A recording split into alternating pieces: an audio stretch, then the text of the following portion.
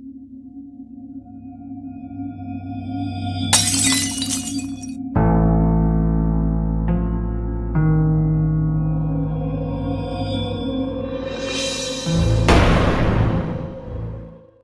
back again to the Imaginary Gallery. It is TJ, your host, and we're in the Narcissist Bag of Tricks.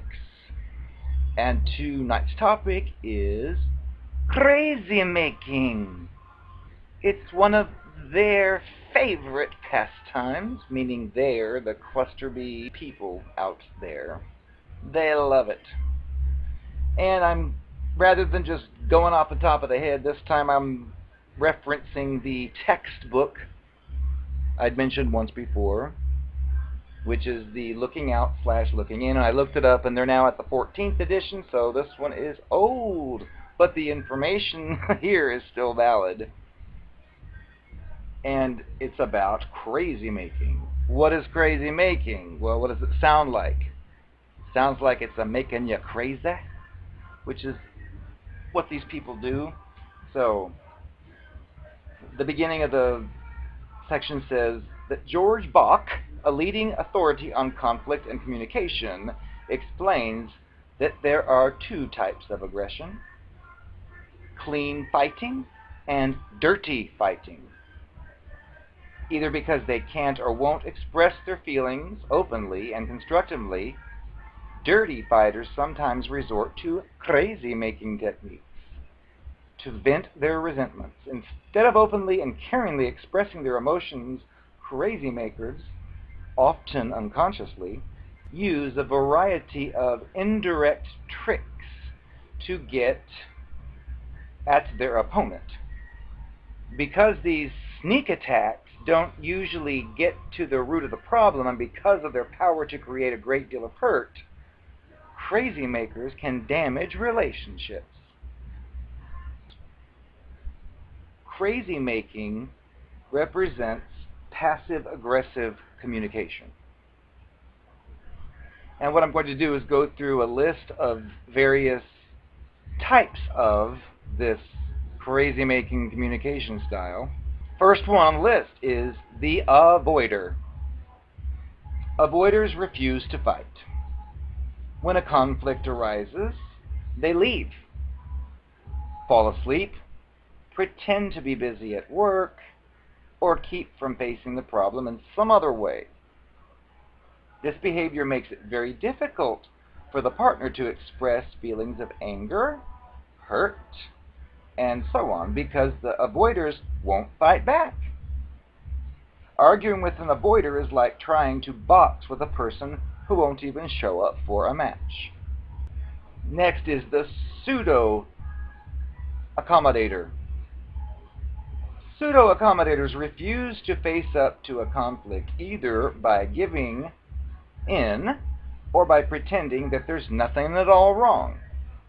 This drives their partner, who definitely feels something's wrong, crazy, and causes feelings of guilt and resentment towards the accommodator. Then there's the guilt maker. Instead of saying straight out that they don't want or approve of something, the guilt makers try to make their partners feel responsible for causing pain. A guilt maker's favorite line is, "It's okay, don't worry about me," accompanied by a big sigh. And then there's the subject changer. Really a type of avoider, subject changers escape facing up to aggression by shifting the conversation whenever it approaches an area of conflict. Because of their tactics, subject changers and their partners never have the chance to explore their problem and do something about it. And then there is the distractor. Rather than come out and express their feelings about the object of their dissatisfaction, distractors attack other parts of their partner's life. Thus, they never have to share what's really on their minds and can avoid dealing with painful parts of their relationships. Next is the mind reader. Instead of allowing their partners to express feelings honestly, mind readers go into character analysis, explaining what the other person really means or what's wrong with the other person. By behaving this way, mind readers refuse to handle their own feelings and leave no room for their partners to express themselves. Then there's the trapper. I've known a few of these.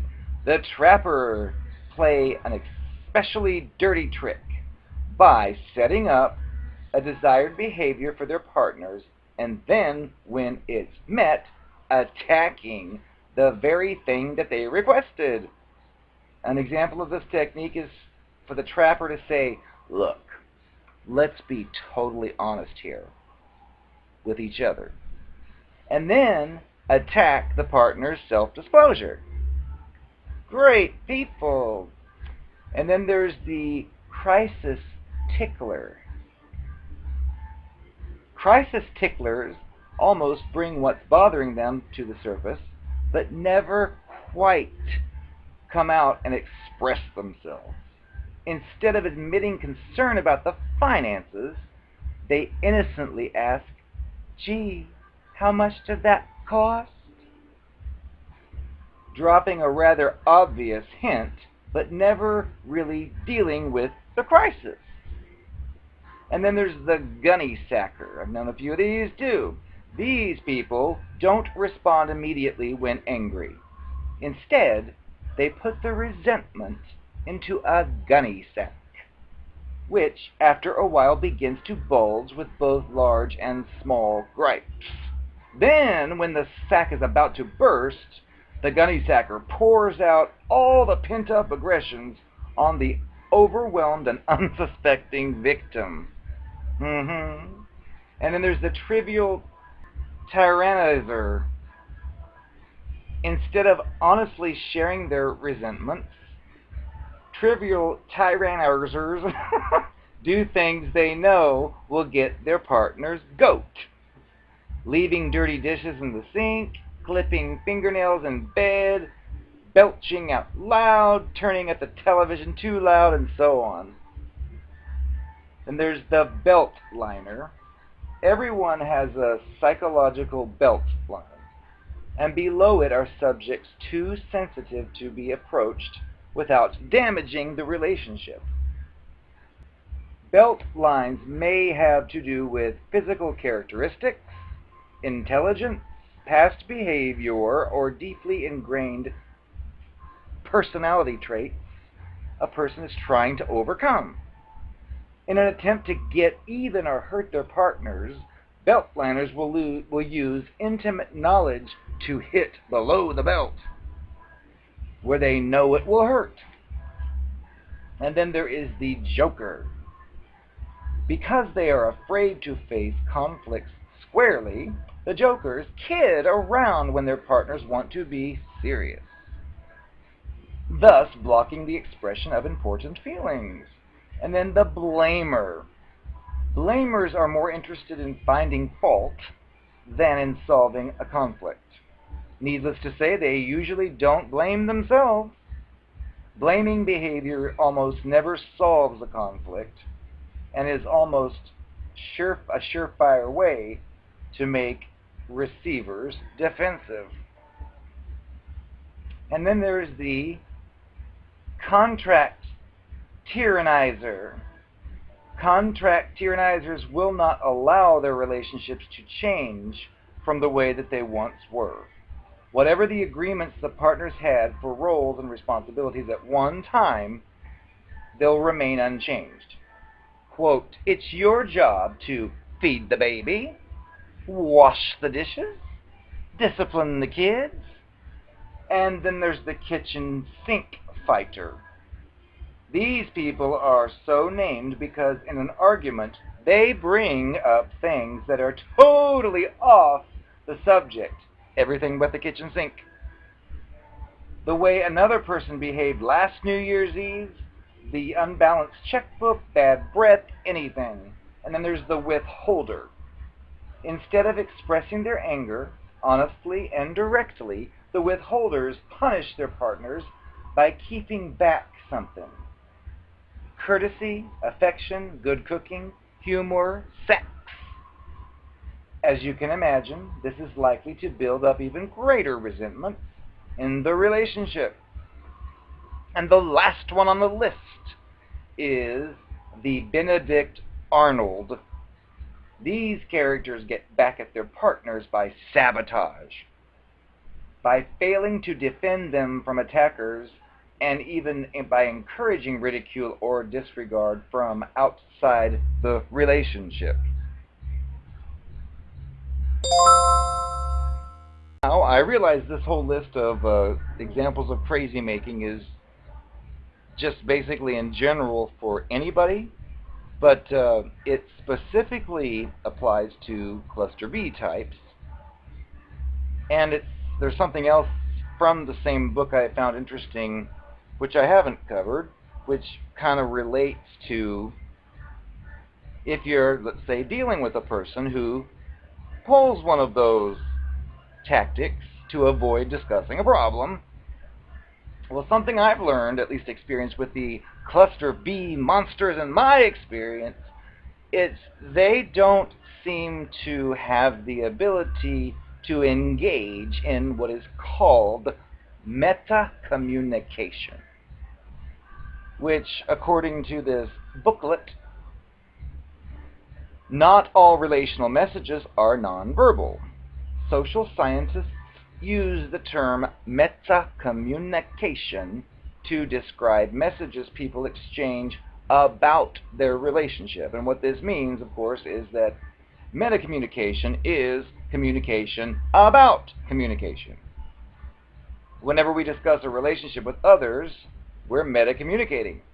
Like if you say to your partner, I wish we could just stop arguing so much, or I really appreciate how honest you've been about the whatever. And according to the authors, verbal meta-communication is an essential ingredient in a successful relationship. And sooner or later, there are times when it becomes necessary to talk about what's going on between you and the other person. So the problem that many times we encounter, as far as the reason I'm bringing this in, is because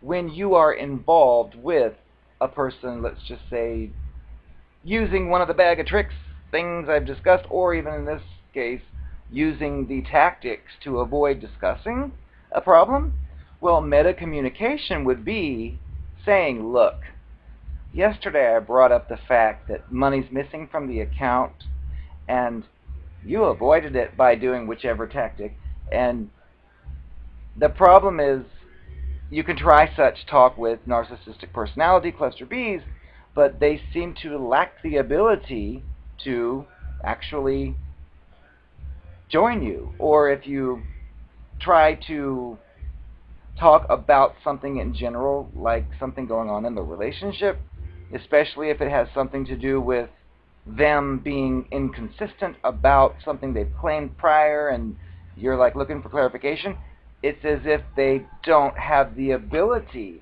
to engage in meta-communication. Instead, they switch the subject. They blame you. They say you're being mean to them, and it's like, no, I'm trying to address a problem, but they seem to not get it.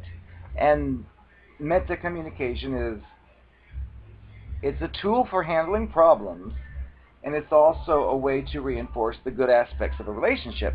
But the problem is, if you're with a person who cannot engage in it effectively, then you're doomed. And one last piece is if you're dealing with such a cluster B person, and you're recognizing signs here and there, warning to you, which some people have actually commented they've done this, but because I know how it is to deal with such a person. So let's say you are dealing with such a person, and they're clearly using a tactic to avoid something important. Well, you can yell and scream until you're blue in the face to tell them how wrong this is to avoid discussing this or her. Well, it doesn't do any good either to say, hey, look at this video, or to even say, look at this book. It says that what you're doing is, it doesn't matter what you present to the aggressor or the cluster B. Because if they're doing that, and that's their way to be, and you have 10 different places that state that's an incorrect way to communicate, they will dismiss whatever you present. Even if you say, I talked to my mother about the time you'd said that, they'll be like, don't you be telling your mother about me! And they won't even address it, or they'll, again, throw it off the track. So that's why it's important to get out, because you have all the tools and techniques that work in a healthy relationship. Problem is, it's unhealthy because there's a poisonous person in it, and you cannot use those techniques because they are going to do what they are going to do. And if you appeal to them and say, I know you do this, but it's really wrong. Here are 30 places that say it. Those people don't know what they're talking about. And I've heard this one. For every 30 books you read about that saying this is wrong, there are 30 others by another author saying it's right. So you really can't win with these monsters. Yeah. They kept asking me questions, and I kept telling them I ain't no shapeshifter. If you think I'm moving around crazy, must be something wrong with your eyes. Hi. I ain't no shapeshifter. Nice to meet ya. Thank you for asking me here for this interview. No, I don't care about people I've met here, because I'm gonna be a model in Paris, and some people are so insensitive. I'm a really loving person, so hopefully someone in Paris will pick up on that, and then pick up on me. And if anybody ever told you I was a prostitute, they're lying. They're just jealous. Well, sure, I took that boy's lunch money in grade school once and let him touch me down there, but I ain't no hooker. I ain't no whore or prostitute. That was just experimentation. Give me a break. So what if in high school I told that boy if he'd write my term paper for me, I'd blow him? But that's not a hooker. I'm not a whore. That was just business. So give me a break. So what? My college teacher asked me over once to help him put away his dishes. It's not my fault he gave me an A in the class, even though I didn't even know any of the answers. And I had an abortion, so that doesn't count. So we didn't do anything wrong. Why are you so judgmental? You must be jealous.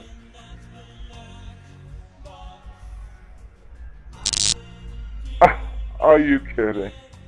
If someone told you I was lesbian, they're mistaken. I like my meat well done, and I like my meat to be meat, as in hot dog. I ain't in the Pussy Willows. Whoever told you that's a liar. Look, honey, the only hooker, whore I see is you.